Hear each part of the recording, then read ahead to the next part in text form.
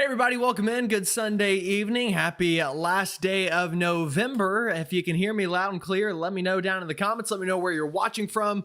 A lot to discuss this evening. A big winter storm on the way for some of us. I say big, for some it might be more of a moderate storm, but I do think some of us are going to get big snow totals out of this one. And then another storm after this one potentially on the horizon that could briefly discuss tonight. Does that one get a little bit further south and east? Yeah, potentially. Some of our data is hinting at that. So a lot to talk about. Again, if you can hear me loud and clear, let me know down in the comments. Let me know where you're watching from. Let me know if you want to see some snow. If you just got snow, let me know how much you got. All of that is good to hear from everybody. So it's gonna be a fun night, and I've got my good friend BGWX here, who I'll be bringing in just a moment. He'll be breaking this down.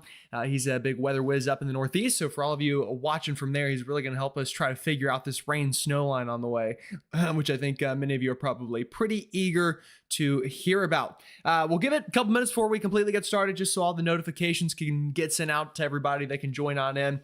Also, if you've got friends or family somewhere, let them know. Tune on in here to GM Weather on YouTube. We're breaking down winter weather chances.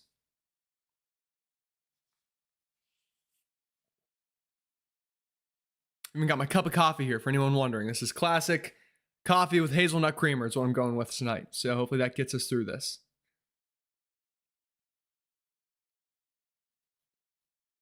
All right, got some people watching from Connecticut. We got Delaware, Massachusetts, North Carolina, Brooklyn, New York, Central Jersey.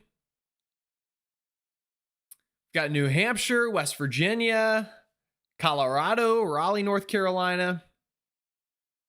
Hey, Cold Rain, how are you doing? Good to see you in here, bud. Eastern Panhandle of West Virginia, East Tennessee. Looks like y'all can hear me. Good to hear.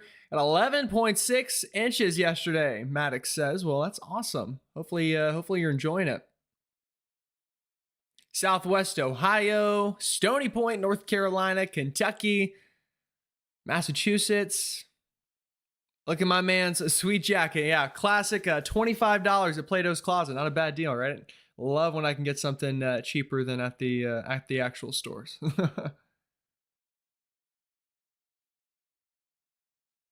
South Jersey. We got Maine, Virginia, Georgia, Morganton, North Carolina. Yeah, good old Morganton. Actually, got to go to Morganton here in a couple days for the Christmas parade for the one and only WCCB Charlotte. Check us out. Hickory, North Carolina. So a lot of folks tuning on in. I appreciate all of y'all. I really do mean the world to me. This channel would not be possible without y'all tuning in here and taking time out of your Sunday evening to join me and talk all things weather. Again, just going to give it about another minute or two, and then we will get started. I'll bring in my guest, and we will discuss all of the fun things that are on the way to be discussed.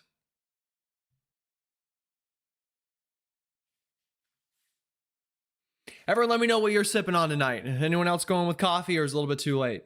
Probably most of you are planning to go to bed relatively soon, so might not be sipping on coffee. I've got other work to do tonight outside of this, so I'm going to be awake here for the long haul. But that's why I chose coffee for tonight's beverage. Rhode Island. Okay, welcome in from Rhode Island.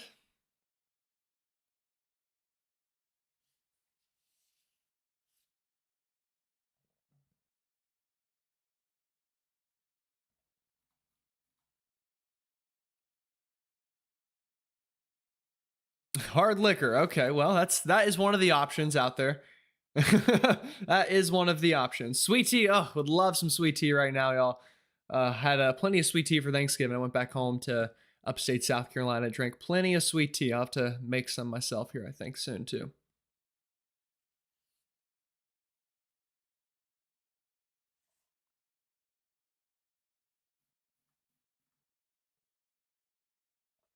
All right. Well, it looks like we got a lot of people in here. I'm going to go ahead now, and I'm going to pin a message. This is BGWX. He is the one who is joining me this evening. I highly recommend you subscribe to his channel. He does really good in-depth breakdowns here for a lot of the country. He specializes in the Northeast, which I know a lot of you are viewing from, but he's also dipping his toes in the water of the Mid-Atlantic and Southeast, which he already knows what he's doing, but he's trying to grow his audience. So definitely subscribe to his channel. He's going to be a great asset for you, especially on days when I'm maybe a little busy and don't have time for the full breakdowns. But with that said, Brady, would you like to join on in and kind of introduce yourself for anyone who might be new? Yeah, what's going on, guys? How we're doing? Happy to be back because that means we got something to track. So certainly excited about that. But yeah, we've been going live here, Gerald, the past few days as well. Those late night live streams for people tuning in. We've had good crowds, so excited. For the first really early season snowstorm for more people than just the far interior, and we got a lot to break down because there's going to be some very tight gradients, and that makes a big difference in the forecast. So excited here. Yeah, absolutely. And I think that's gonna be one of the big keys we focus in on tonight is that rain snow line, the gradients, and we will be talking totals, at least potential totals. For some folks, it's a much bigger range than others.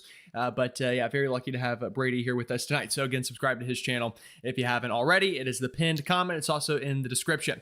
With that said, I think that's enough stalling. Let's dive on into it. I want to just give you a quick, brief summary of what we're talking about. You can see next to me, this is the latest run of our European computer model, the King Euro, old reliable. Now, with all that said, that does not mean it is perfect, and you're going to see here pretty soon, it's a bit of an outlier for some areas in the Northeast, especially with our upcoming winter storm that is on the way really over the next 48 hours or so, getting going for some into the Rockies and the plains as early as now, and then transitioning to the Northeast here by your Tuesday here coming up. Also, rain for some of us, snow, ice for others.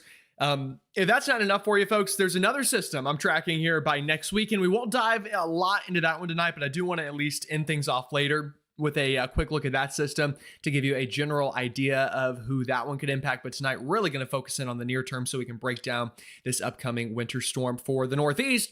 And that's just the quick summary I wanted to give you there on the European model. Now, let's go ahead and take a look at satellite data. And Brady, I'll let you do the talking. I'll do the drawing here because I think you do a really good job of kind of analyzing the current map. So if you want to kind of talk about what you're seeing on this, we can break it down for the viewers. Yeah, absolutely. So for anyone that doesn't know, this is a COD do page here. If you want to go view it yourself, all these maps are free and available for you to look at as well. But we're currently looking here as an upper level satellite loop, basically showing water vapor in the upper levels, but it helps show the bigger picture of what's going on. So if you highlight our storm that's just moving out now, that Midwest and interior Northeast snowstorm that dropped some, record totals for some people in the Midwest, but is now sliding out as and in behind you can see that's where our cold Arctic air comes in, sets the table for this system.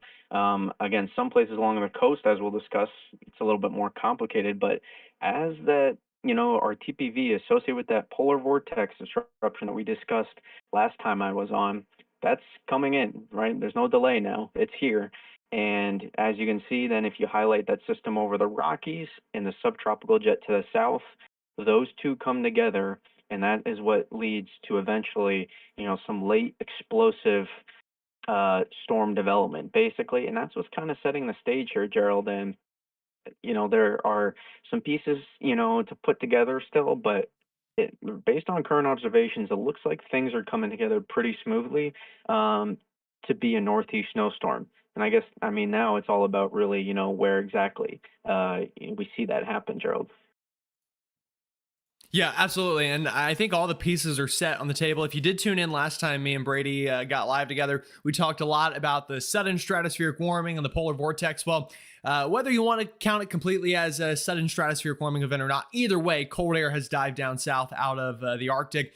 We've had, this isn't even the first big winter storm this week. We just had the major one that moved on through for areas, or I guess it is the first one. It's the first one that's moving away now, but the next one, I should say, isn't the first one. We've had the current storm work on through. That's dumped a ton of snow, which is very important for other folks down the road. That snowpack is really going to, I think, be a key part of the forecast for next weekend storms. But either way, that cold air working in, as Brady mentioned, you can see it with our transport here in the atmosphere. Here's that cold air coming down out of the Hudson Bay and going to set the stage. And then we've got classic energy working here out of the Rockies, and also going to do some classic meteorology to help us out. And I do want to talk about that a little bit here with our vorticity map. This is the latest run of our European model, and I'll back it up. We might even have, I highly doubt the 18Z is, oh, it's starting running right now. So we actually have the analysis of it. Awesome. All right, so this is the brand new European model literally running right now as we speak. And here's what it looks like in a meteorological map. This is what we look at a lot as meteorologists. This is our 500 millibar relative vorticity. And obviously, I think a lot of people like to simplify this whenever they talk about vorticity, myself included, because we only have so much time to talk. But it's more to it than just spin in the atmosphere. Now, while this is measuring that, this is measuring a positive spin or cyclonic spin in the atmosphere. And a lot of the times, where that spin moves is a key component to figure out where there's going to be lift. And depending on how it moves, where low pressure might begin to form. And the Rocky Mountains are a key component in getting low pressure to form in the United States. You always hear a lot of times Colorado low, Alberta Clippers, and things like that. All of those form because pieces of this vorticity like to work over the Rockies. And what happens is it's the same reason when storms move ashore the West Coast, why they weaken. They're spinning strong, they hit the mountains, and what happens is that compresses the spin, and that helps to weaken low pressure, and things fall apart. But on the flip side of that coin, when you get these bright colors to work down the Rockies in a downsloping way, what happens is a couple things. One, that creates warming. Downsloping winds warms the atmosphere. That helps to create lower pressure values. What happens is whenever you warm, you expand the air. The more you expand the air, the less density there is to it. The less density, the lower the pressure becomes. Also, you've got the compressed vorticity because it hit the mountain, then it comes back down the downsloping side. That stretches vorticity, and think of it like a tornado. You see how it kind of normally starts as a funnel and then gets pulled down? It's the same process here with larger scale low pressure. Stretching helps to intensify low pressure systems, and that's what's happening here on the satellite loop that we just showed you, and then the vorticity map here as well. Going to help to get that low pressure to form, and then we'll eventually end up crossing right through the lower 48. And then later on down the road, I want to mention this as well. I'm going to have to go back to the afternoon run because it's going to go far enough out in the time. How this upper level trough works is also going to be very crucial into the evolution of this system. Notice what happens. As Brady talked about a moment ago, we start to pick up some southern stream energy. To start off for tonight and into tomorrow, it's really just this trough, and that's going to produce some snow and ice, but it's not going to have a ton of lift. That looks to change, though, by Tuesday as this works into the eastern United States. You get a couple of different things that happen. Here's the main trough originally. Here's the spin from it. Then down to the south, you've got new energy kind of getting scooped up from the subtropical jet. Those begin to phase. That increases the spin and increases the lift in the environment here. On top of that, you've got what we call baroclinic instability. You've got a very cold landmass here from that polar vortex disruption that we mentioned. But remember, folks, it's only early December, so the Gulf Stream and the Atlantic still quite warm. That also creates instability to help to strengthen low pressure. So, Brady, I think one of the key parts of this forecast is when the low pressure really deepens and how that could affect things such as that rain-snow line and the gradient that we see, these snowfall totals. If you'd like to discuss that a little bit, feel free to kind of jump in here. Yeah, I think where as well, that not just when, but where as well that low pressure exactly forms. Because if you look at your 500 millibar, what you're showing now, Gerald, something I've been watching is models a lot of times, especially the GFS, they like to latch on to vorticity. Remember the same thing with Melissa, Gerald, right? We saw that it's low level tropics, but it likes to latch on to vorticity. So something like the GFS maybe might want to latch on a little bit further north where the main show is. But really what's being driven here is the upper level jet and eventually that surface low taking over and popping off the East Coast. That's really the main driver of this system, even though you do have your 500 millibar VOR and you have that northern stream energy. A lot of this, what's going to be driving here is the upper level jet at 2 to 300 millibars, and that explosive development that we're going to see is kind of what drives the cyclogenesis process here. And a lot of times, models like to take it north, take the boundary north right away, and it can really skew the rest of the model run potentially that you see. When in reality, we don't. I mean, think about it too. We have a real fresh new snowpack that's in place over the Midwest, strong Canadian snowpack over the Southeast. There are some factors here to support potentially that boundary not being able to have the same freedom to push as far north that you would typically see if it were early December, considering that we just didn't have a snowstorm, but we did. So I think that plays a factor here in what I'm watching for. And, even though the Euro may not be 100% perfect, potentially be latching on to maybe a little bit more of the red idea versus some of the more interior GFS solutions. And somewhere within middle ground, there's potentially a good spot to look at, kind of for where eventually those highest totals and that rain snow line kind of sets up here. Yeah, absolutely. And you're going to see here in a moment, whenever we get to the fun data, that the European is a bit of an outlier, but a lot of the times the Euro wins whenever it's an outlier. So we'll talk about that. I do see we have some questions coming into the comments, and folks, we're going to get around to answering all of them. I'm going to try to save most of them for the later part of the stream. We're going to break it down first. Although if you send a super chat, we'll immediately answer your question. So obviously, I know I hate to push that part in there, but it's just going to be easier if we do it that way, where super chats will immediately answer your stuff. All the other questions we'll save to the end. We'll get to them. Don't worry. But it's going to make this run a little bit smoother. All right, Brady, I think it's time that we kind of do what probably most people are ready for, and we just get right on into the fun stuff and start kind of breaking this down in some of our model data. What do you say? Sounds good. If you can also pull up a sea surface temperature map as well, I think that would be fantastic Okay, to go along with what you're showing. But go ahead and I can do that. uh, go break it down here, and I'll chime in when you're ready to have me. All right, I will pull that up now. So give me 1 second, folks. I'm going to do this on the fly. That's really my bad. I should have told them before. No, it's okay. It is okay. Part of doing these things live. Do you want anomalies or just numbers or both? We can do Both both. are That's fine. both are fine. Yeah, you can leave it. Yeah. They both help show it. Awesome. All right, well, let's get into it. Let me roll up my sleeves a little bit and we'll start talking. All right, I'm going to start with the HER model, and I think the 18Z is probably still going to be the newest. If anyone's watching into the plains or the Midwest, let me know down into the comments. I know a lot of you watching into the Northeast, but we're going to start here with, well, the start of this coming system, and that's going to happen here into the plains. All right, I do expect by the time we're waking up tomorrow morning, we need to be careful in places like Little Rock, Oklahoma City, Tulsa, the southern bit here of Missouri. We could see a bit of a icy mix out here. You can already see it here showing up on the model. These pink colors indicating some light freezing rain, some sleet maybe a little bit of mix of everything going on. What's happening is, remember, that cold air is oozing southbound, but as Brady mentioned, it's early December, so we're not here in the heart of winter when you maybe have thicker cold air. So I think some of that cold air going to get trapped down at the surface. That Gulf air overriding it could absolutely see some light freezing rain and ice accretion tomorrow morning out here through OKC, down into Little Rock, and into the southern Ozarks there. It could definitely be something to watch for. I think a band of snow up into Kansas City, up into much of Missouri by tomorrow afternoon here. This is 3 p.m. Eastern time. You can see the time right there above my head for anyone wondering. Expecting a band of snow up here into Iowa, into northern Wisconsin, or I should say northern Illinois, rather, southern Wisconsin. And I will say some of the latest runs have beefed this band up a little bit. Some of the latest totals looking a little bit higher than maybe it did some time ago. And again, we'll break down the totals here in a moment, but I just want to show it to you. And that's now through about Monday evening. And then you can see, I do think we switch back to rain in Little Rock. Looks like mostly rain into Memphis. All rain for Louisiana, Mississippi, Alabama. And then here we go by overnight Monday into your Tuesday. This is midnight into 1 a.m. We've got pretty good snowfall, and I think even some heavy wet snow through Indiana, Ohio, southern Michigan.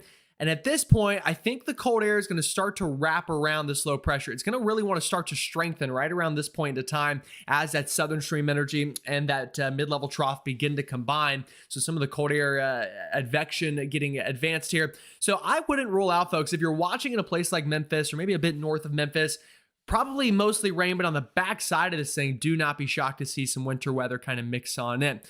Brady, so from the start of this thing up to this point, again, this is midnight Monday going into Tuesday. Is there anything you'd like to add for some of those areas that I've already mentioned before we keep moving this ahead in time?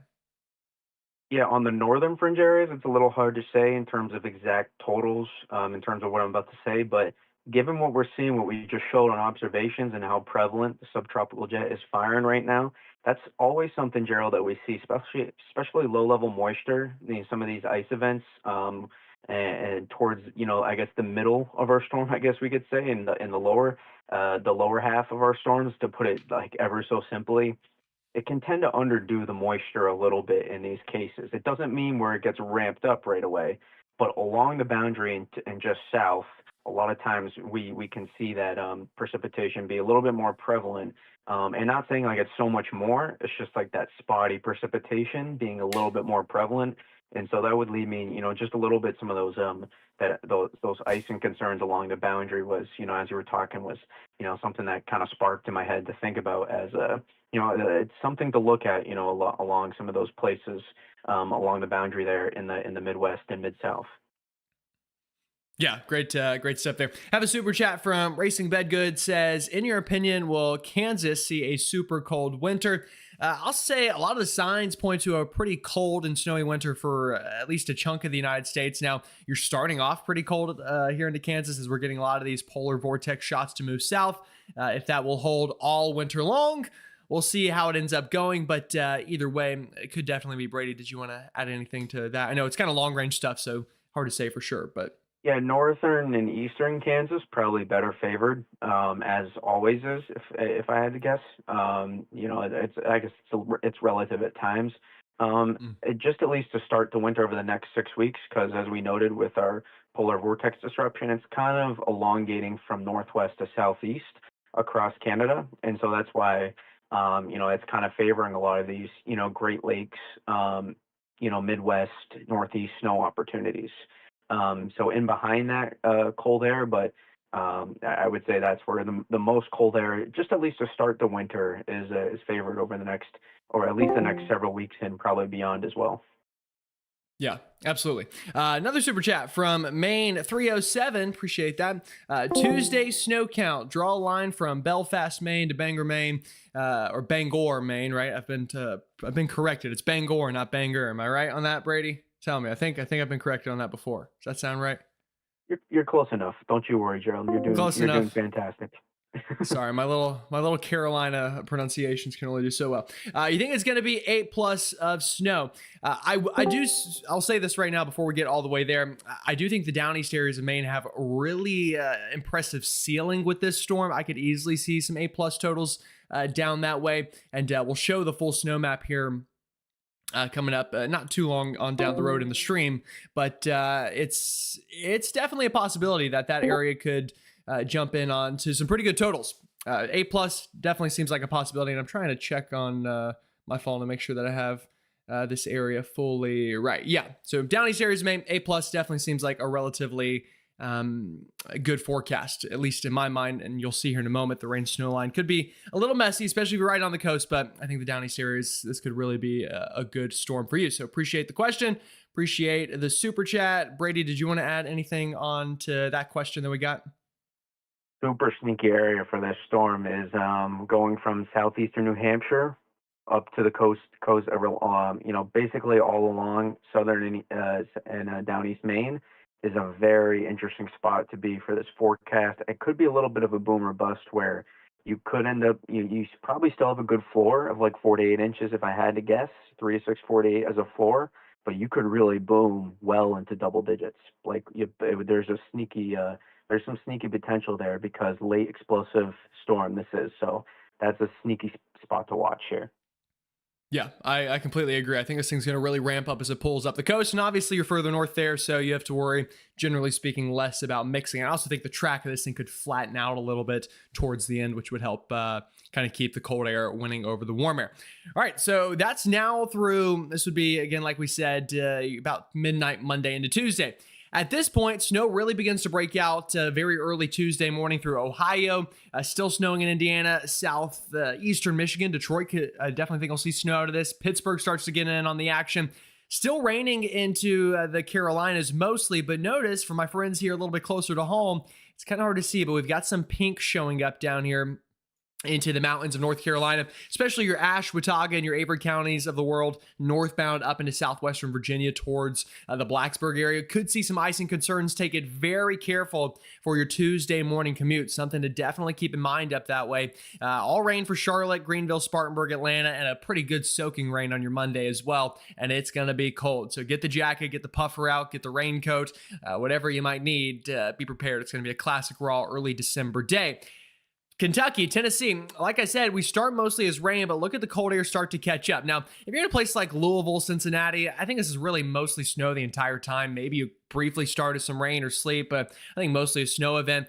But I think that snow line could crash further east throughout the early morning hours of your Tuesday. I think even Paducah, Cape Girardeau, maybe Nashville tries to get in on some wet snowflakes, trying to mix in at the end. I could even see a boom scenario where you pick up a quick dusting to an inch would not completely shock me for your early Tuesday morning. Then by the time we get to really the time the sun starts coming up, 7 a.m., 8 a.m., 9 a.m. here, still raining down into the Carolinas, raining into Virginia. I think most of the ice has been eroded. We're now down to just all rain into the mountains, even of North Carolina. But this is when the storm really begins cranking up for PA, New York, throughout the day on Tuesday into New England. And we'll immediately pause it here, and I'll ask you this, Brady. What are your thoughts before I say anything for places like DC and Baltimore? I say before I say anything, I'll say something here to start. I think areas like that could start maybe as a quick mix, but then changing over to rain. What's your opinion on maybe that front end thump? You think they have the shot at anything? Did you say, sorry, it's Discord is disconnecting. I'm assuming you said mid-Atlantic Yeah. areas, right, Gerald? Yeah, your DCs and your Baltimores of the world, even Philly. We'll throw Philly in there as well. Yeah, it's gonna be. Hopefully, you can hear me. Okay. 'Cause Yeah, you're I fine. can't I hear can you. hear it in and Okay, out, okay, but okay. you're good. Yeah, yeah. Okay, so I really do think that it's an interesting forecast, but it's probably just not in the cards yet, um, because this setup favors a little bit further to the northeast, to prevent that rain snow line from going quite further as northwest. So, places closer to the coast in New England, not necessarily on the coast, but closer, are in a little bit better spot, I think, with this storm. But keep an eye on some overrunning snow potential just long enough for that cold air, and then probably a flip to some sort of frozen precipitation, whether it's sleet or freezing rain along those areas, and then transition to rain, especially along the coast and along 95 for those areas. That's kind of the expectation, I think, for this storm. Just to the northwest, though, very, very close call for some of these areas. There's a little bit less resistance, though, to the warmer advection push a little bit further south, especially just off the Chesapeake, right? And you'll see that lift that's just shooting northward, right, Gerald? So that's and anytime you have that and there are warmer sea surface temperatures down there, that's a little bit more of a concern versus the Northeast and New England. But I think, yeah, it's a very close call. Some places just to the north and west, potentially especially Pennsylvania, southern PA, very close calls for some of those places. Yeah, absolutely. So this is going to start to come down to that gradient that we mentioned earlier. It is going to be very, very close. Now, I agree with Brady. I think DC, Baltimore, this is really going to be more of a rain event than anything else. Could you very briefly start as a quick, burst of maybe some wet snow or sleet or even freezing rain potentially? But I think really it turns to rain pretty quickly, even up through Philadelphia. But other areas, if you go just a little bit further inland, your State College area, Harrisburg, Scranton, much of Pennsylvania outside of kind of the Philly metro, could be a pretty good burst of some snow here. This is 9 a.m. on Tuesday, as the model shows, and lasts throughout the day. It's also at this point that the low pressure really begins to start cranking up. And so, don't rule out something maybe along the lines of a deformation band where we have this snow up into the Finger Lakes, the Catskills, the Adirondacks going to be all snow, Vermont, New Hampshire, all snow. New York City, I also think, probably more of a rain event, especially the further out into Long Island you go, Southern Jersey, Atlantic City, mostly rain event. You go north of there, though, I-80 northbound, I think could see some snow out of this into Jersey and potentially even pretty good totals. There is a relatively high ceiling, I would say, on this storm for folks up that way here to start things out. And then this is as far out as the latest model goes. This is 1 p.m. on Tuesday afternoon. Brady, what is there a model that you maybe suggest we use from here on out? We could do we could do the NAM, the RGM, or if you want to even just use a global model, what say you? It's not a high res, but it's not going to show the snow. But the Euro AI is probably closest in the current Euro that just came out. Are probably both, probably both, both of those current ones are probably closest to how I think this may shape up here. Okay.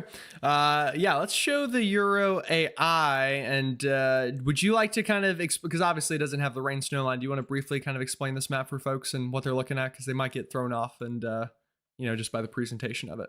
Yeah, it still has the 850 line, right? Even though not the clear Yeah. rain Yeah, snow it's line. got Okay. it's got the blue lines. So basically, what you're going to see here on the map, you're just going to look for that red line is going to show that red and that blue line where those contour. That's your rain snow line. So basically that's going to better depict it, kind of where that's happening. But the general idea is the Euro AI is showing, a rain snow line that is not so far interior, but is also not favorable enough for places along the coast to be able to pick up. But notice it does show that consolidation of the storm and does throw out some QPF too, Gerald. If you show that, there's some solid QPF being distributed out from this storm, potentially, a wide area of a half inch to an inch of QPF. And anytime you see that, that's at least a call, for 48 inches in local, like a broad area, and potentially we have swaths of higher totals, potentially, of 8 to 12 plus, maybe at least, maybe some locally higher totals depending on the exact place. But remember, Gerald, if we go back, you don't have to show it, but remember if we go back to the beginning, how active our subtropical jet has gotten here over the past few days. Anytime we see that, there's always an opportunity to likely lean on the higher side of how things turn out QPF. It doesn't mean everything comes further northwest necessarily in terms of the rain snow line so far, but it does allow an opportunity for that fire hose you can see that Gerald shows on the QPF there, all the way down from those southern areas along the Gulf Stream, and that moisture gets pulled up through. So I think there's a really good opportunity here for places that are just northwest of the snow line, and that's probably just west of Boston, just barely, and then also probably near just southeast of Worcester somewhere, and then also moving towards into Hartford and Springfield. A lot of those places, we go from Hartford to Worcester, to probably into more Middlesex County rather than Boston itself. That's probably closer to where that rain snow line, somewhere within probably 20 to 25 miles of there. So we're gonna have to pin this down, Gerald. It's always tricky, as you know, but the coast is not favored for this system, unfortunately. Just I think those sea surface temperatures just off the coast are a little too warm, as we'll have an easterly wind to start this system as well. Yeah, and we'll just kind of say up front, the Euro is definitely one of the outliers in terms of how far south the rain snow line is. This is the brand new Euro. This one just came out. This is 18Z. You can even see here at onset, just try to get a brief wintry mix into Baltimore, into DC, into Philly, and then changes over to rain. I buy that for sure. But yeah, look at the rain snow line here. I mean, it's right along Boston, right through Providence, right through Hartford. We're just north of those cities and just northwest of those cities. You've got this big, heavy band of snow, still rain out into the Cape and down into Long Island, into much of Jersey. But as you go into Tuesday afternoon, that's a pretty far south rain snow line. If you compare that to the 18Z GFS, which is also brand new here, and you look at where the GFS has the rain snow line. Actually, I went a little bit too far out of time. Let's pause it right here. You can see the GFS has all rain into all of Rhode Island, into much of Connecticut, Boston. It's all rain. If we go back and look at the European at the exact same time, I mean, look at the difference. Here's the European. Here's the GFS. Here's the European. Here's the GFS. And part of that difference coming from the GFS being a little bit more amped and a little bit further north, which is creating that warm nose that works on into the 95 corridor. Now, warm nose is kind of a funny term because it makes you think warm, but it's definitely not. This would be a classic 35-degree rain probably for Boston. I think we can take a sounding and see exactly what the GFS says. Okay, 43-degree rain. So maybe you'll consider that warm. But just goes to show how slight of a difference we can get here on the models. I do want to show, Brady, you mentioned the sea surface temperatures. I think that was a really good point. If you want to talk about it a little bit, I've got the maps pulled up here for that Yeah. and how that could affect the forecast here. Yeah, so as Gerald pulls that up here, typically what you tend to see is sea surface temperatures. Models like to, or not models, but storms themselves, when that low pressure forms, that boundary zone that we talk about. So near that rain snow line, where that boundary sets up, it always tends to want to form a little bit closer. It's like a gravity thing. It wants to get pulled a little bit closer to where that gradient sets up. And if you notice, that gradient happens to be actually pretty close to the benchmark. So that is, interesting thing where you kind of just have to sometimes not always look at models and be like, oh, this is going to be somewhere within this kind of idea. You got to really look at things as objectively as you can and look at all the current observations, because reality is, as we see every time, the models are never end up going to be right. It's how wrong are they going to be, is how models should really be viewed as, not which model is, the right one. It's, which one is the least wrong. It's kind of a glass half full, glass empty, perspective. And so this is something I look at here with these sea surface temperatures and look at somewhere along that boundary is probably going to be a little bit closer to the sea surface temperatures than maybe some models are suggesting. And that's what leans me away, is really more so the current observations, what leans me away from something from, a more interior track that would produce, all snow for, let's say only far northwest Massachusetts and central New England and, through upstate New York, northern central Pennsylvania, that kind of track. That's what leans me away from that personally, and what keeps me, not, yeah, it's still objective, but optimistic objectively for some of those places closer to 95, and so just north of New York City as well, for in terms of a track for snow. But again, right by the coast, I think those sea surface temperatures are still too warm because it's December 2nd, and you'll have that easterly wind, and you'll have initially that push of warm air advection for the mid Atlantic as well, which eliminates the 95 significant snow threat likely. On the backside, though, I'll note, Gerald, there is a potential for some backside snow for some of the coastal places as the wind shifts more to the north, as it moves by. So there is a chance for there, but no major accumulations appear all that likely at this point. Yeah. So again, that's kind of the difference between the models, and we'll get to the other part that I think many of you probably want to see, and that's the difference in the snow accumulation because of this. And actually, let's also back it up a little bit. Brady, are you okay to start talking snowfall totals? Are we? We can obviously go back to the other stuff too, but are you okay to Mhm. move ahead to that? Let's go ahead. Let's dive into it. We've All alluded right. to it. Let's So not tease it I know anymore, we've baby. kept everyone waiting for 30 minutes. We might as well at least talk about what they're here for. So, again, everyone, let us know where you're watching from so we can kind of maybe start to answer some of these questions a little bit better. We're going to start with the Midwest, and then we're going to work into the Northeast with the potential totals. Now, the way I have this pulled up is I have it with the blend of models, which is kind of the average of everything put together. And then I've got the European as well to kind of show some of the differences between the two. We'll start with the Midwest. Here's the blend of models and what it shows. It shows a pretty good swath of snow from Chicago through northern Missouri, southern Iowa, and then up into the Great Lakes region, as you can see here. Now, let me actually see if we have a 18Z run of the blend. Actually, yeah, we do have a 19Z. So let me show you that instead. Let's see. Yeah, kind of shows the same thing pretty well. So that's what the blended model shows. Here's the European, and again, we just got the brand new run, so I'll show you that one as well, just to say that I did. And let's see if we can find some differences or some similarities between the two. Here's the blend. Here's the Euro. Here's the blend. Here's the Euro. So pretty similar, but even for the Midwest, the European is a little bit further south than the GFS and some of the other guidance in terms of snowfall. But I think it's doing a pretty good job here with the totals. I see a pretty good swath of 1 to 3, 2 to 4 inches here from Chicago down into the northern half of Missouri, into northern Indiana, and then eventually into Ohio. St. Louis going to be a close call, probably 1 to 2 inches there as I see it. Maybe a little bit less than that if the heaviest totals shift a little bit further north, like maybe the blend shows.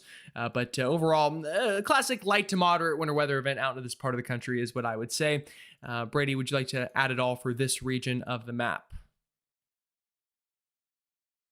Yeah, I think that is probably more a light to a moderate event for a lot of these places. The farther east you go, probably the better shot. Certainly some lake effect again on the backside of this, certainly possible for some of the Great Lakes, but I think a lot of the focus will probably be a pretty narrow strip, further out towards the plains area and towards some of the more western parts of the Midwest, and then as you shift more towards Indiana, Ohio, that's probably you're probably more higher chance for some of those higher totals. In my opinion, as that's when the coastal starts probably taking over. Somewhere in between, though, when you see this redevelopment, there's probably going to be a screw zone. Where somebody just does not get those notable snowfall totals, and that's probably going to. You can almost kind of see it on the MBN map right there, a little bit. So I would keep an eye out for some of those, those Midwest areas near the Mid South, yeah, that there could be a bit of a screw zone here when that redevelopment happens. Yeah, absolutely. Great points there. I think that's good stuff. All right, that's that part of the map. I think I want to say I had ice in here somewhere. Yeah, I guess we're going to get to that next. All right, I do want to pull this kind of into the Ohio Valley. I know I said Northeast was next. I promise you're next. Here's the Ohio Valley. Places like Louisville, the blend here shows 1 to 3 inches. I agree with that. I think Louisville could be a place that cashes in out of this. But even notice here where it's going to be mostly rain into southern Kentucky and into Tennessee, backside snow cannot be ruled out. And you can see it even better here if I switch it to the European model. And again, we'll go to the 18Z just so we have the latest and greatest data here. Yeah, check out that back end snow. Here's the blended models. Here's the European. So the European getting that cold air to catch up, and even gets 1 to 3 inches into central Kentucky, down even towards Sykeston, Cape Girardeau. You see kind of this band of back end snow catching up here to that line of precipitation. Same thing down into northern Arkansas. So something worth showing. And actually, I should probably change this to Kuchera instead of 10 to 1 to give you even better. Yeah, that's probably a little more realistic. Yeah, we'll use that one. So you can see, I do think that is something that we absolutely could see. Maybe it even tries to sneak into Nashville. Would not shock me. Seems like Nashville is the Montana of the South sometimes, where y'all just get these nice little surprise snow events. So it could be the exact same scenario here. Would not shock me at all. Ice, another thing to watch. Like I said, I think tomorrow morning down into the Little Rock area, very easily could see some icing. And once more, let's get to the latest model run. I know I keep changing maps on everybody, but I promise we're going to get somewhere. All right, there you go. Yeah, you can see the same icing signal showing up down here. So something to watch tomorrow morning. Be very cautious as you are getting on out the door. And then also tomorrow morning, we start to see some of this begin, or I should say really, I think was it tomorrow morning or Tuesday morning? I'm kind of forgetting now. Let me go back and make sure I have my times correct here, and that I'm not lying to anybody, because I would hate to do that. This would be Today is Sunday, right? Sorry, it's been a long couple of days. Today is Sunday, right? This is Sunday.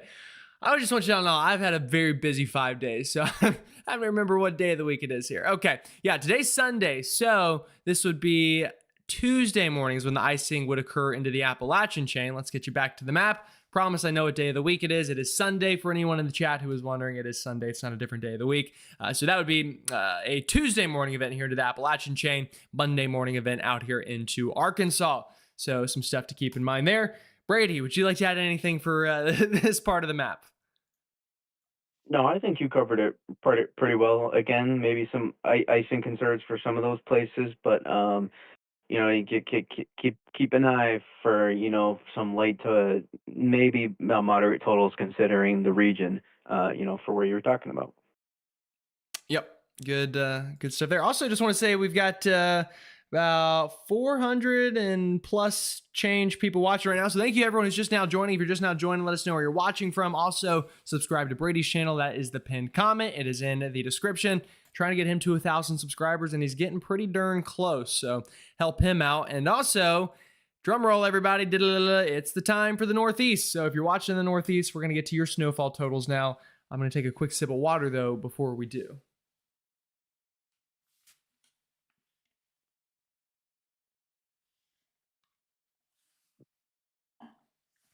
All right, let's get to it. So do the same thing here, except we're going to go a little bit more in depth with the Northeast, just because I think this could be a bigger storm for you.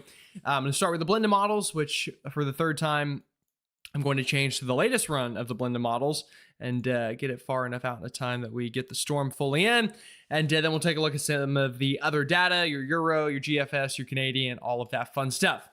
So with the blended models, immediately the place that kind of jumps out with some of the highest totals here are the down east areas of Maine, southern Vermont, southern New Hampshire, into western Mass, and even down here into the Hudson Valley of New York. I'll circle you in as well. That's where you kind of get that 1/2 foot to 8 inches plus showing up on the blended models.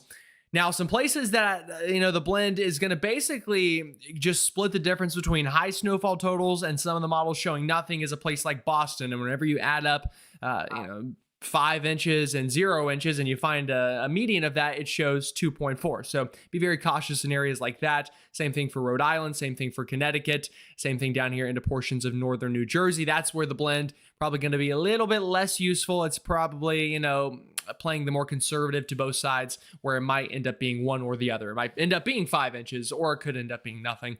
keep that in mind for areas down there. But that's what the blend shows. Also, a pretty good little snow event out here in Scranton. I think 2 to 4 plus inches there. Pretty easy to come by. Same thing for State College, Harrisburg. Could be a nice little winter weather event. And even out into Pittsburgh. I mean, really much of Pennsylvania outside of Philadelphia likely to get snow out of this.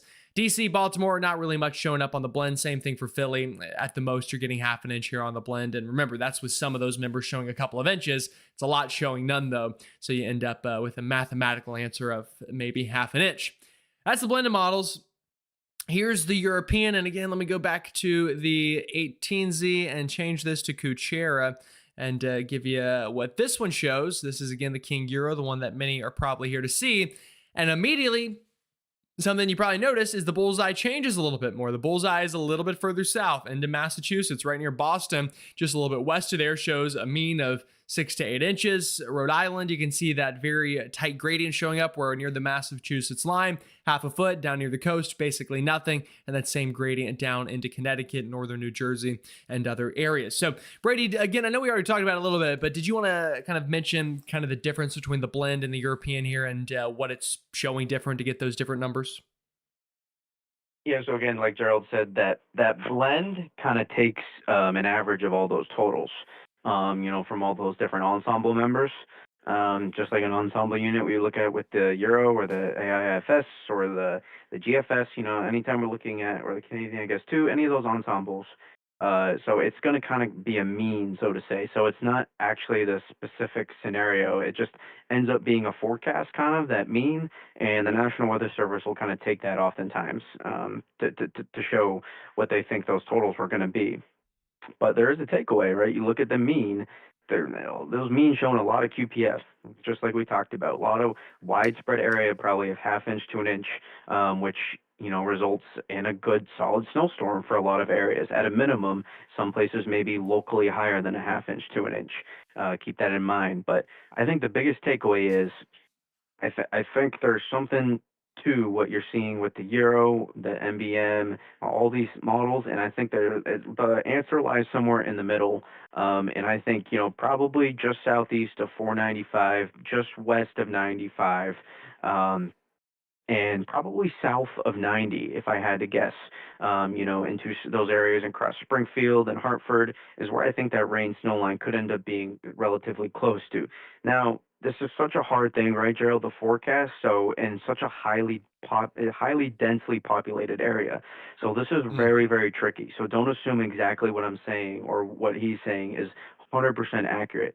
Just know the scenarios that we're highlighting here and try to, hopefully we're going to try to highlight what we think has the best shot of happening. Granted, it's not perfect though, but that's kind of my thoughts based on what, all the current between observations and the model data, kind of linking that model data with what it shows with observations. That is where kind of my head's at out right now, Gerald. No, I don't know what you think about that, but that's where I currently lean at least. Yeah, I think that's great. I nothing you said there that I can really disagree with. I'll show you this. This is so we showed you the European. Here's the GFS. And again, let me go back to Kuchera. I don't know why I didn't have this on Kuchera in the first place. That's slightly annoying, but my own fault, nobody else's. And didn't make much of a difference. So something to know here with the GFS that I will mention is it has a higher ceiling because the GFS amplifies the storm a bit more than the Euro. You get higher QPF, and because of that, the winners on the GFS model are a lot higher than the winners on the European. Remember, the highest totals you're seeing on the European is half a foot to 8 inches. We had a question about the down east areas of Maine earlier. If you look at the GFS, check out the higher totals. They're even higher than the European. You get, because again, the storm is more amplified, meaning it's throwing more precipitation. It's also throwing in more warm air. So you end up with almost, not much of anything in Boston, Rhode Island, and into coastal sections of Connecticut and Long Island. But further inland, you get kind of dumped on with a foot plus. And I will even also add the Canadian model is a bit similar to that. I will say something about the Canadian is I kind of like where the Canadian has its bullseye. The bullseye being right into extreme southern New Hampshire and kind of west central Mass and even down up, like I said, or I should say into the down east areas of Maine. I kind of like the bullseye on the Canadian here. I could see something like that happening. Brady, did you want to weigh in a little bit on kind of where the Canadian has that heaviest swath here? Yeah, in terms of probably some of those isolated higher totals, yeah, I would personally be just a little bit further south. in terms of that general heaviest area of snowfall, but some of those higher between the combination of highest ratios, along with heaviest banding, probably somewhere, Worcester County, northern Middlesex County, towards the Berkshires potentially, southern New Hampshire especially, and into southwest Maine is kind of where I'm looking at, into maybe southern down east Maine as well, where potentially where you would look at for some of those locally higher totals than that heaviest swath of precipitation. So that's kind of my mindset is probably maybe close, but yeah, but not necessarily quite that. But I think it highlights a good scenario of this being interior, but not far interior, and that's kind of I think what is the more northwest side of things right now, the GFS and the Canadian, which. I think the models are doing a great job of highlighting the scenarios at play, and I don't think enough people view it like that. Jared, we just see what's the best model, and it's like, well, they're actually maybe not doing that bad, but you just got to look at them as tools and not as just the forecast. Yeah, absolutely. I think that's a great point. That's something I think a lot of people lose in meteorology is, oh, the GFS was wrong, or the European was wrong, or the Canadian was right, or the icon got it completely wrong. I think with a storm like this, you have to be a meteorologist, not a modelologist. You can't just pick one and run with it. Something you say often, I think is great, is every model is wrong, but in which ways is it right, and in which ways is it wrong? Let's try to find the right parts of the models and put those together to kind of come up with the best forecast. And I think that's kind of what we're doing here on the channel, where a lot of other places you'll just have one person give you one answer. But discussing the possibilities, I think, is a great way to kind of convey this to the public. So great point there. All right, Brady, I think I'm ready to start taking some questions if you are on kind of all of this, unless and I'm sure we'll add more as we answer the questions, but if that's okay with you, then we can start firing away in the chat. Yeah, they've been feeding for questions, so I think we gotta feed into our audience here now. All right, let's do it. Let's everyone fire away. And Brady, if you want to have the honors of reading the questions, I can start by answering, and then you can follow up. Or if you want to read it and then start answering it, then I can follow up. I cannot hear you right now, FYI. If you can hear me. Oh, I can hear you. Okay, well then I will read the questions. That's okay. Let me know if I'll start answering, and then if you can hear me, let me know again. All right, we'll start with this. Why is the Euro so much better than the GFS? Great question, and I can actually answer that a little bit. So the European is one, I'll say, not always better than the GFS. Remember, the models, if it was always better than the GFS, then we would never use the GFS. But a couple things about the European is it has a slightly smaller grid spacing in the model. It has a bit better data assimilation, meaning it kind of grabs data better. So normally it starts with a more accurate current look, and then that ends up down the road with a better general look. And then also the European has has more ensemble members. So that helps to kind of generally make it a bit better than the GFS. And all of that really just comes down to funding and things like that. Also, there's some parameterization, as we call it, or things that the model has to kind of make up or assume that the European, a lot of the times, and again, not all the time, but a lot of the times, does better than the GFS. NAM seems similar to her for track of this storm. Yeah, I agree. They are pretty similar in their track, and I think that's why we're starting to come down to a pretty good general thought process of where this will be. We have a super chat. What are the chances for 6 inches in Oxford, Mass? Brady, can you hear me again by chance before I answer that? I can hear you now, and I know exactly where Oxford, Mass is. That is very close to where I live, probably about 20 minutes away from where I live, in Oxford. So I think Oxford has a pretty decent shot here for at least, I would say, I don't want to just say just 6. I say has a decent shot here for at least 4 to 8 inches of snow in Oxford, Mass, and there is a higher ceiling to that potential as well. So, but as a general thumb, I think there's a good shot for that area. Awesome. Do you happen to know if do they have an airport code like Charlotte's KCLT? Is there one nearby to Oxford that you can think of off the top of your head? Worcester O'Hare, HOHR, maybe. Let's see if that comes up with anything. Worcester is the closest to it, about 20 minutes north of there, maybe a little less. All right. So I'm going a little more in depth with this question just because it was a super chat. I'm trying to see. KORH is what it is. Yes, Northern Connecticut will get some good snow. Answering Eli's question in the chat as well. Yes, pretty good shot, if I had to guess. Especially if you have elevation, that will only help. Hmm. Pittsburgh, PA confidence for 2 inches. Probably a good shot at 1 to 3 in Pittsburgh. Yeah, If I had to guess. I think three is not a.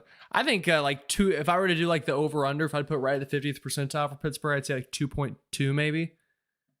So yeah, 3 inches is not out of the question there for sure. I could definitely see that being a real life thing that happens. Yes, Northwest Connecticut is in a good spot. Will East Haven, Connecticut get snow? That's a tough question. That's a really tough question. I will say yes. Accumulating snow, hard to say though. It may not get any accumulation. I don't know. Super chat. Will Central North Carolina get snow this year or soon? I think yeah, at some point this year. Now, here's the thing with North Carolina: it's boom or bust if you're outside of the mountains. So, Asheboro could get 8 inches in a storm, and Fayetteville could get nothing. That's just the problem with North Carolina. And those are just two random cities, two completely random numbers I pulled from my head. Not a forecast for anytime soon. But I think the pattern is really good. I'd be shocked if we don't get at least one widespread Carolina winter storm this year. Now, that could be a classic I-85 North storm. We'll see. But I'd be shocked if we don't get at least one. So chances not bad at all. We've got, here's a question. Warm front passes, it gets warmer. Cold front passes, it gets cold. What happens when an included front goes by? Warm, cold, depends. Kind of depends, kind of nothing. The whole meaning of an included front, and trust me, I just wrote a 7-page paper on this last week, so I can fire away with occluded front questions. I'll tell you, occluded fronts, basically all that means is that it's not really changing the temperature that much. Now you can see little changes, but a lot of the times an occluded front passes and you won't even know it, because that's what that means. So good question though. I appreciate that. Does speed of storm have more to do with snow totals as like compared to the size of the storm? Sometimes. Brady, what would you say for this storm? What's more important, the size of it or the speed of it? Not to play devil's advocate, but almost neither. I think they both. I think there's so many relevant details and variables that this storm is going to pack a punch, and we see sometimes people say, "Oh, it's moving so fast," but think about really when your heaviest snowfall happens. It's in about a 6 to 12 hour time frame, maybe less. So the storms don't need to be there for 24 hours to produce, at least a half foot of snow. So I would keep that in mind, that this will have some size to it and a fast pace. But it's not. I wouldn't say either. To be honest, to try to answer your question as I can. Yeah, that's. See, this is how good of a dynamic we have. I said both, he said neither. So you can tell we really great teamwork here. No, that's good. Good answer. Another super chat says, "Great work. Wonder if I should drive my Camry TRD in sports mode and traction control off." I'll tell you this off the record, except for it's on the record because there's 400 of you that are going to hear me say this. I was in Virginia Beach this past winter covering the snowstorm. Many of you might remember that if you were in the live stream. I was live, and I got a little fun in a parking lot. And I drive a manual, by the way, so that's important for the context of the story. I may or may not have done some, donuts in the snow, and let's just say I needed a new clutch the next week. So, to each their own on what they do with their car in the snow. I have learned to not have fun in the snow and to just stick to covering it instead of playing in it is what I learned. But it's a little sidetrack story there about me.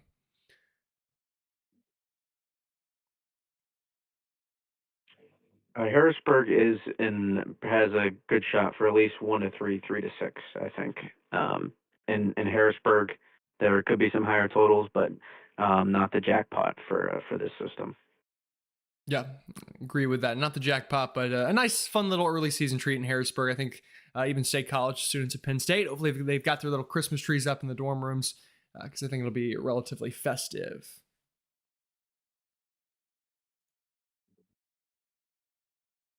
Another super chat from Christian Chambers. I don't see a question with it. So, Christian, if you have one, or maybe we missed it, we'll have to go back and find it.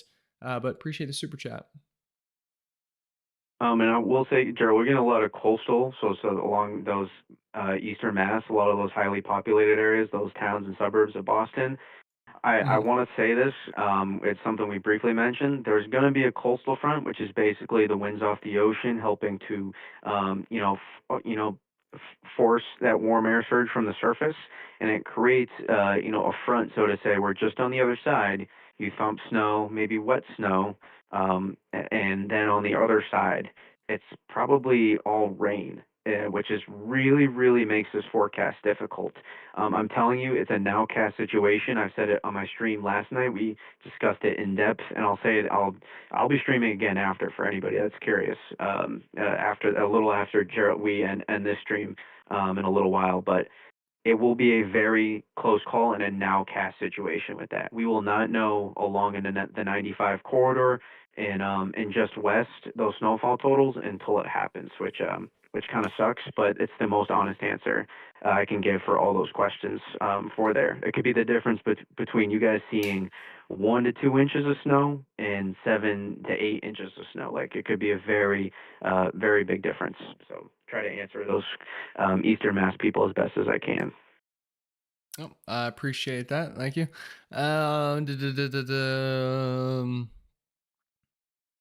I live in Monticello, New York. They are calling for up to 8 inches. Is that possible? Brady, you happen to know where Monticello, New York is? I know, obviously, New York. Do you know what part of the state? Check. I want to say Hudson Valley, but I could be very, very wrong. That might be Central New York.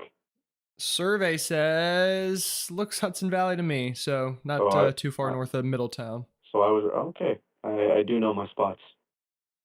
Yeah, good. Yeah, just south of the Catskills, it looks like. I would say that might be actually. Well, stop Pretty good with that. spot. Blend of models. Yeah, it's not a bad place. You can see Middletown here in the blended model says 4.3 is what the blend of everything says. So eight's probably a little bit high for there, but I'd say 3 to 6 is probably more what I would forecast into that area. Could be up to 8. Yeah, I mean up to 8. Sure, I don't know if I'd put 8 as the median forecast though for that area. But good question. We appreciate it, Jeff. I will say though, Gerald, they are 1,500 feet elevation, so they could get some good ratios even if they're not in the heaviest of the heaviest banding, which they might be too anyways. So that's an Right. interesting spot. That's a good You know, point. some of those That's a some great of those point. elevated areas in the Hudson Valley. Just to add on to your point there. Yeah, appreciate it. That's a great point for sure. Worcester on the line usually overproduces cause elevation. Brady, would you like to talk about Worcester a little bit? Yeah, Those elevation are will your not be people. as Worcester will not be as elevation defined as this storm. Just the ratios will play a factor. This is not an elevation really defined storm, to be honest. The reason I mention Okay, elevation is Brady, would because you like to talk about Worcester? those ratios will be a little bit higher, and you can maximize just a little bit. But Worcester, I think, is in a really good spot. I think they have a pretty solid margin for error. Worcester County, into Hampshire County, Berkshire County, all those places, Massachusetts, even Western and Northern Middlesex County. I think all those places are in a pretty good spot, for the system to, see plowable snowfall. Word. I had a couple questions about the Philly area. Philly's one of those things. This is not okay. I'll start with this. Philly's not gonna. This is not gonna be your storm in Philly. This is not gonna be Eagles versus Rams in the playoffs. But could you see a quick front end 30-minute wintry mix snow of some sort? I wouldn't be shocked if that happened. Maybe even at the end, you can try to get some of the cold air to catch up with the snow. But this is or catch up to the rain and turn it into snow. This is mainly going to be a rain event, though. And I know you see 0.5 here on the map. Same thing for Trenton and down into Wilmington. If that happens, that's probably going to be on the front side. This will have very little travel impacts, though, or any sort of plowable snow down into that part of into the state. I just don't see much there, Brady. If you want to add anything to places like Philly. Again, we talked about in the beginning, some chance of a quick burst of some light to moderate snow, maybe in the very beginning, but I wouldn't. I would keep your expectations low, and then maybe something on the backside of more like flakes rather than accumulation. What's that end result? at a max, a coating to an inch at the very, very max if you're extremely lucky, and that's being kind to Philly. So low expectations Yeah. here. Yeah, I agree. We had a super chat about Plainfield, New Jersey, and what they could expect here. Plainfield, New Jersey, that's not far from New York City for anybody wondering. Also, here's the Euro AI. And actually, the more I look at the Euro AI track, I like this map. I think this I is probably a agree. pretty good. This is probably pretty good. Yeah, we're gonna use the Euro AI here and let everyone stare at this one for a while. I think this is a pretty good forecast in terms of just picking a model. Plainfield, New Jersey, same thing as Philly and New York. Honestly, you could start probably a little bit of a better chance there than Philly for a quick thump of snow on the front side. But I'd be shocked if 3 inches of snow come out of this thing for Plainfield. But it's early in the season. It's only one storm, so hold up, hold your ground. We could get there. Will Maryland see any snow this year? Western Maryland could get some winter weather out of this. The rest of the state, I mean, we're due for a good nor'easter for the I-95. I'll say that. I'm not saying it's going to happen because we're due.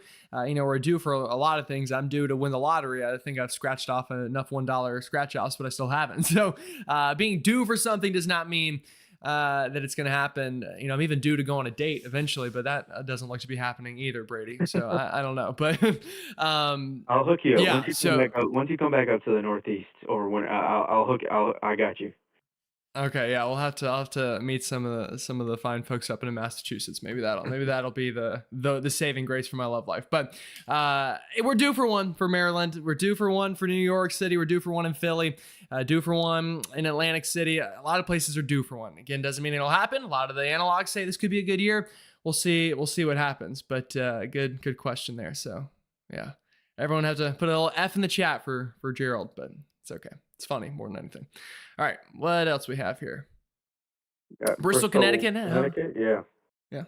You want to start with that one? yeah. Really close call. Really close call. Just a little bit.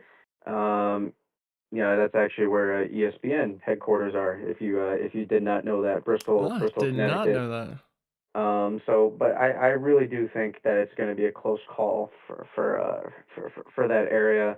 Um, very close call, just southwest of Hartford. So if you don't know where that is, guys, that's halfway, not halfway, but in between Danbury, Connecticut, and Hartford, Connecticut. So I would say that it's a very, very close call, but at least some front end thump of accumulating snow, I would say there's a pretty good shot. So as a floor, I think 1 to 3, 3 to 6 inches as a floor is a good bet. In a higher ceiling scenario, like 6 to 10 probably is one of your higher ceiling scenarios.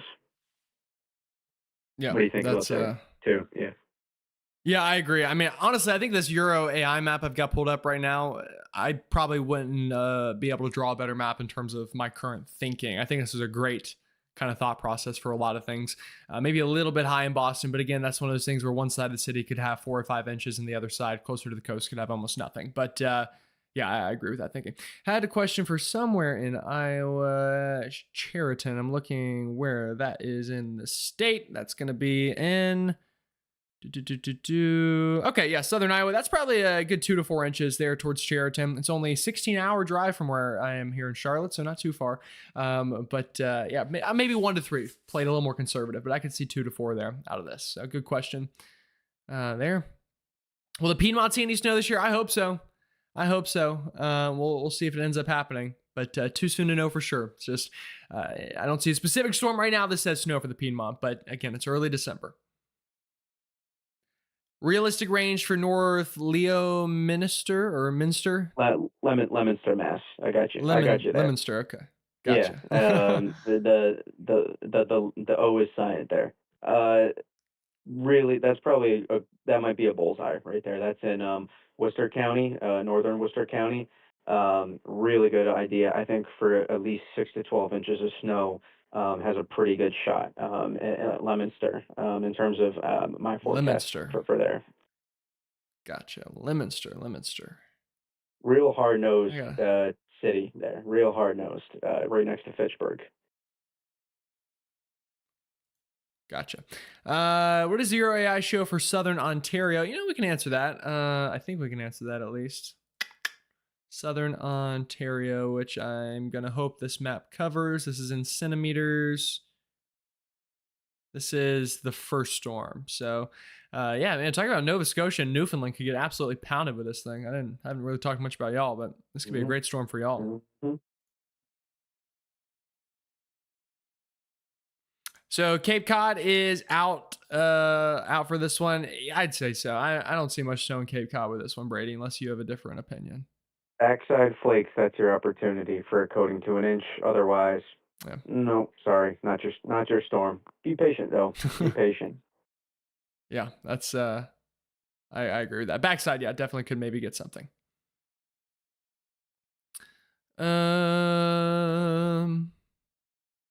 Couple people from Providence at the same time. Look at that. We got a little Yeah, Providence Providence. crew. You want me to go or no? East Yeah, go for it. Go for it. I'm gonna also Okay. answer this Okay. Eastern Panhandle of West Virginia question while you talk about that. Yeah. Providence. Really close call. I would lean against it, just given being just how the bay comes up there, Mm. in Providence, right on the ocean technically, and with that east wind, I would not favor Providence with this storm, but I would say you do have a shot for maybe 1 to 3 to 6, but I would say if it could I could really honestly seeing anywhere from 0 to like 6 inches in Providence. So it's a really tough range right now, for that area, in my opinion. But I would lean conservative and I would lean lower. So low expectations is what I would say. Yeah. Gerald, do you think that East Tennessee will get snow and the snow system's coming in the next few weeks? It depends where in East Tennessee. If you're in the higher terrains, then yeah, I think you've got a good shot of the next couple of weeks. If you're in Knoxville or Chattanooga, for God's sakes, who just never gets snow, it seems like, that could be different. But I'd say East Tennessee at least is in the running for some snow here in the month of December. I definitely don't think you've got a 0% chance. We'll see what the storms coming up end up bringing, though. You think areas around Danbury, Connecticut can get 6 inches of snow? What part of Connecticut is that in? Brady, that you would know. Did you say Danbury? Sorry, cut out. Yeah, Danbury. Yeah, yeah. Yeah, Danbury, there we just mentioned it. There's a little bit of elevation there, so that might help. It could be a close call along the gradient here, but I'm going to bet on the front end thump, and you're going to be just in that spot where really those dynamics, those best dynamics, start forming. So I'm going to say at least 2 to 5, 3 to 6 inches in Danbury. Kind of, I'm going to go more for like a floor estimate, and then your ceiling though is pretty high. Your ceiling is probably probably 6 to 9 inches there, at least in Danbury. So one of those, could be a few inches, or it could be over half a foot. So close again, close call there with the rain snow line. Excuse me. Apparently, my voice didn't like Danbury there. Sorry. All good. Yeah, so good stuff there. Down East areas in Maine, like I said at the start of the video, I think the Down East areas could definitely be a bullseye for this. Portland to Bangor to Lewiston, I see half an inch to half a foot to a foot of snow would be my forecast there. Isolated spots could find a little bit more than that, even sprinkled in, but I think 6 to 12 inches of snow is my thought for that part of the state. Brady, what say you? Yeah, I would say probably as a floor, 3 to 6 inches, given there is a scenario where that it could get a little bit shunted potentially, Mm, but I don't know if we did show that the two to 300 jet at all, but regardless, when you look at the upper level jet stream, there's the amount of expansion, of the lift, of that northward push of that lift under that jet into that right entrance streak. That is more meteorological inclined term right there. Sorry, but I think that favors a lot of people in eastern New Hampshire, southeastern New Hampshire, into Maine, for much of southern and down east Maine as well. Yeah, that is true. There are definitely some upper level dynamics in play there that could help folks out. I had a couple questions about school closures. I had one in Ohio, I think. Here's the thing. There's a problem with school closures. I don't know what your area requires for a school closure. I know in Charlotte, 3 snowflakes could get classes canceled. So I just don't know what it takes in Ohio, but some folks definitely could. Okay, Brady, just in the name of time, I think we can probably cut off questions for this storm. I just want to very briefly talk about the next storm because I know you've got to go live after me, and I don't want to take all night long to, eat up everyone's No, time. So is no, we no, uh, we good no, with that yeah, thought yeah. process? Yeah, we can do that, and then maybe if that we can answer a few more questions, if you want after, we talk about this one. But let me Oh, just say, someone mentioned Springfield. We didn't talk about that yet. Probably four to okay. eight, if I had to give a rough estimate. There is a ceiling for a little bit more. There's also, your probably lower floor is about 2 to 4 inches. So just to give an idea for Springfield area, this will not be a system where the valley, you see those snow maps get drawn out. Don't worry, it's not an elevation driven event. Just to answer Springfield. And now I believe, Gerald, we're going to transition into that next threat. What a Yeah, transition. so we're not. Yeah, we're. I know, great transition. Um, we're not going to go super in depth into this one, folks, because as you just saw, we don't even know completely with the next one. There's some towns that are right on lines and gradients, but I do see another threat beginning to loom, and it's really the exact same thing, folks. Another little low of vorticity, another trough digging out into the Rockies, and like I explained at the start of this live stream, that can help stretch vorticity and create surface low pressure. And once more, this looks to just kind of start to ride eastbound. Here's the question with the next one that I think we really don't know yet. That is, what does the cold air look like? How cold is it? How far south does the cold air get? And that's what we need to figure out. I'll very briefly show you the GFS and the European model. I'll start with the GFS. Here comes the storm we just talked about. Obviously, that is its own nightmare to forecast. Here comes the next one, and this one could be a classic cold air damming setup. Really what it looks like. You've got high pressure anchored right over the mid-Atlantic, right over Ohio, Pennsylvania. That creates a flow of colder air down into the Carolinas, and you've got low pressure developing down here at the Gulf thanks to that piece of energy that flew through I just showed you.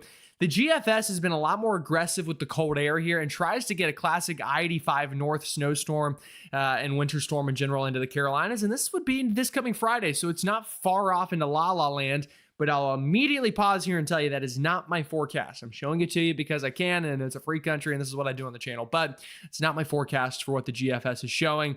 But does have a classic little mid-Atlantic and southeast winter storm. And I should probably go to the 18Z as well because it's newer and show it to you. And yeah, has the exact same thinking. And then tries to pull this up the coast and gets a bit of a northeast winter weather event as well. A little more suppressed on the GFS. The European model, what does it show? Well, we can also would assume the 18Z will probably go out far enough here as well. Let's see. Yeah, it does.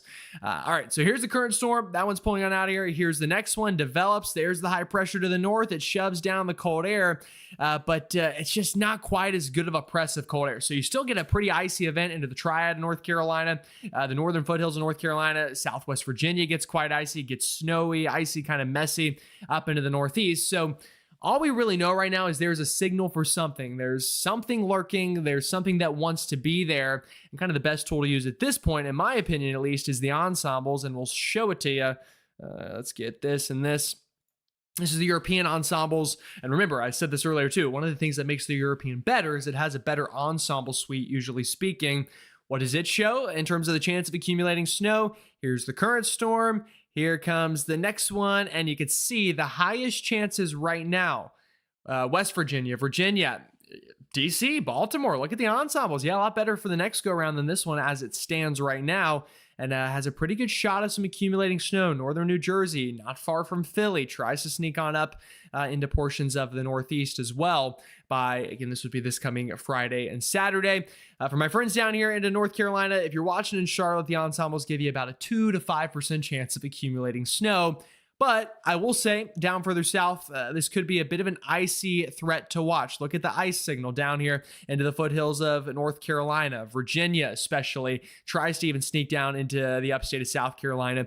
But the highest icing potential right now, I would say foothills of Virginia, northern foothills of North Carolina. And then snow potential, I don't rule it out up here into the mid-Atlantic and the Northeast. That's my synopsis on the next storm. Brady, is there anything you'd like to just add about that? Yeah, if you show 850 millibar temps, Gerald, it Mhm. shows the cold air that we do have out ahead of this system. It is, it's going to be some of the coldest air of the season. I mean, some of those places in northern New England, after this system, later next week, could go below freezing, or not below freezing, below zero. So it is going to get cold out ahead of that system. So we have a deep Arctic cold air in place. We have newly induced snowpack as well, even further south That's a um, great point too. than what we've seen too. So between that Midwest snowfall, between the Great Lakes snowfall, and now the Northeast snowfall that we're going to see as well, it's not warming up, guys, after. It's gonna stay cold for the Northeast and Great Lakes and into the northern plains. So that is a key, is that displacement of cold air. You see that northwest flow where it's coming from, our cold air. It's gonna, that cold air, that air parcel that we talk about, those air parcels are gonna move over that cold air and that snowpack as well. And then also that snowpack reinforces the boundary further south. That is why I believe that this is going to be an opportunity for mid-Atlantic people and Northeast people and coastal people as well for this system. So keep an eye on that with this system. I do not think this is anywhere suggestive right now for a farther interior track at this point. If anything, I'd be concerned about some suppression with this system and not being able to generate enough QPF to get a notable event and maybe more just a light event, so to say, with this system. So those are kind of my thoughts for that system later next week. Yeah, absolutely. And a great point. We're going to have snowpack to the north. We're going to have another shot of cold air. So it's got the recipes of an overperformer for the mid Atlantic already. And if that wasn't enough for you, Eric Webb, who I think you know, Brady, probably, he just tweeted something. And I'll add, Eric Webb is notoriously great at forecasting these things into the mid Atlantic. He says a 1030 plus millibar surface high. That's what I told you earlier, creating the cold air damming. On top of fresh snow cover, which we just mentioned, over the interior of Northeast US is usually a recipe for freezing rain and ice in the west central Piedmont of North Carolina and Virginia. And that's what I said. I said the foothills of Virginia, the northern foothills of North Carolina, something to absolutely watch. Does it get as far south as a place like Charlotte? It's going to take a lot. Not impossible to get ice and snow there. It'd probably be more ice than anything at the current look. But yeah, places like Morganton, the Triad, Blacksburg, places I'd really keep a close eye on potential icing with a system like this as we go into this coming weekend. And then the Northeast, snow, ice, plenty to talk about there. So we can probably take a couple questions on that one, Brady, and then we can probably wrap this thing up. If anyone wants to ask, we'll pick the first couple we see here for the system coming up later this week. Oh, perfect timing. Would you look at that? Just showed up. Buddy Bryce is back at it again. Bryce, I always appreciate you tuning in, bud. My storm chasing buddy. By the way, everyone, a huge shout out to Bryce. That's Palmetto Chasers, by the way. Easily the best storm chaser I know. He puts his mind to something. He gets in his vehicle. He drives there, and normally crazy stuff happens. And a big shout out to him for taking me along this past spring. Saw more than enough tornadoes, more than I probably could have asked for. But he says, just got done chasing snow in South Bend. Got to get east for the next one. Sure enough. And there he is at it again, always all over the place. So love that. Thank you so much, Bryce. Appreciate that, buddy. Bryce and Paige, both of them probably, I'm sure, next to each other right now. So appreciate y'all tuning in. Love you. I'll read a question about Raleigh, North Carolina, Gerald. Okay. I'll give my thoughts, and you'll give yours. In theory, there is a chance for some snow, but more of this event screams warm air advection, ice/sleet is what really this screams. I don't know about you at first glance here. Yeah, I'll be honest. In Raleigh, really, this screams rain more than anything for me personally right now, just because it's early December. If this were February, this would be a completely different setup, I think, or same setup. It'd be a completely different story. I do think places like Raleigh and areas further south like Charlotte could get in. To me, this is really, at least right now, and again, things change and they overperform. We got plenty of time to figure it out, but this is more of a worrisome for ice into the foothills of North Carolina and maybe even parts of the Piedmont, especially I-40 North, your Statesvilles, your Morganton, areas like that, your Catawba County, Hickory areas in that corridor would be somewhere I would watch right now for potential icing out of this, and then further north snow. But Raleigh could have changed, yeah, but right now I see more of a cold rain out of this unless something trends cooler, which absolutely could. And something that a lot of the times happens is the models underdo the snowpack that we could get from the next storm. That could change this one completely. But that's just my general thought process right now for a place like Raleigh.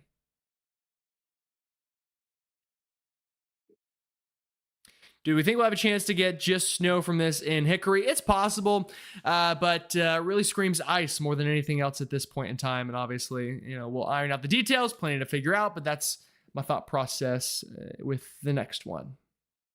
All right. Well, I think we're good, Brady. I think we can probably wrap this up. You can go set up your live stream. I can go write another paper that I have to do. It is final season for me. For anyone wondering, by the way, I graduate in May. So I've had a lot of people kind of congratulate me on my graduation. That hasn't quite happened yet. Getting close. Almost there. Almost there. Basically done with all the meteorology courses at this point, though. It's stupid physics stuff that I just have to finish out.